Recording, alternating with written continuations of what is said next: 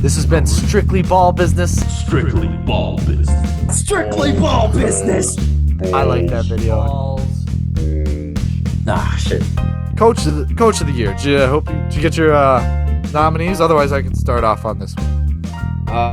Yeah, I mean, my nominees are Scott Jenkins, Jason Kidd, and JB Bickerstaff. Taylor Jenkins? Or Yeah, Scott? Taylor Jenkins, I meant. Sorry. Scott Jenkins, maybe a politician. My brain, apparently. I have JB Bickerstaff winning this one. This was a tight one. Definitely think Jason Kidd could win this award if the Mavericks end up with like a top 2 seed, top 3 seed. But as I said earlier, I don't think they're going to do that. But they'll still have a good enough season to maybe get nominated. But I have JB Bickerstaff ultimately winning this award. I think Cleveland will finish with a solid record. A lot of that might end up getting attributed to their new player, Donovan Mitchell. But I think still a ton of credit should go to JB Bickerstaff if they end up having a great year. He seems like a really solid coach. And I think it'll be a challenge to bring in a high scorer like Donovan Mitchell and put it on this established team. Like, I don't think that's an easy thing to do. I mean, you kind of have to change your whole offense for him. Yeah. Who's your third? Taylor Jenkins, JB Bickerstaff. Who's your third? Jason Kidd. Okay.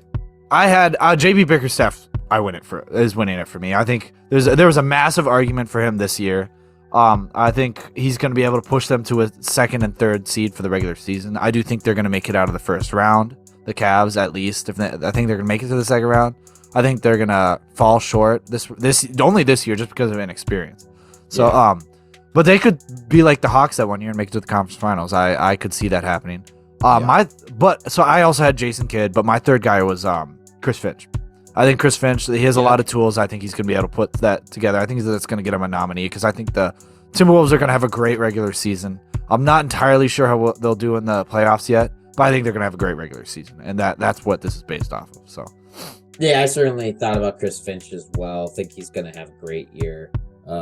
As long as the Wolves finish with a great record, we'll probably get some votes. Yeah, I do think it's like worth saying that. Like, granted, yeah, he has a lot of tools, like a lot of all-star type players, but like they don't.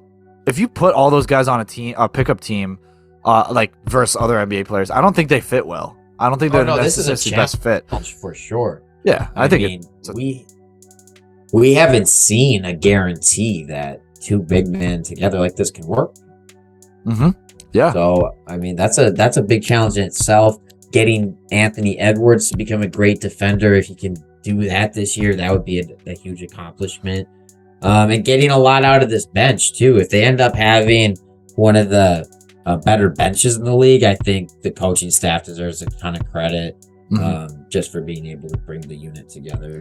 Yeah, and Taylor Jenkins is good. I think I considered him, but I actually don't think the Grizzlies are going to have a better year this year. I think they're going to lose more games. Not saying they're any worse. I just don't think they're going to have as good of a year as they did this year. Yeah, that's fair. I mean, it probably won't get a ton of votes just because now that they had the 2 seed last year, people will have high expectations.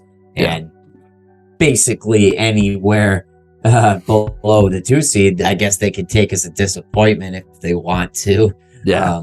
I don't know. Like, I probably have them finishing around the 6 seed, maybe the 5 seed, which is still a great spot in the playoffs. Yeah.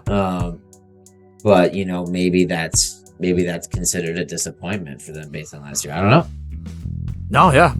We'll see. But who do you guys think is going to be coach of the year? Is there someone we forgot that we should have mentioned? Comment that below and let us know. So Our Strictly Ball Business, where we strictly talk basketball. Tune in next time.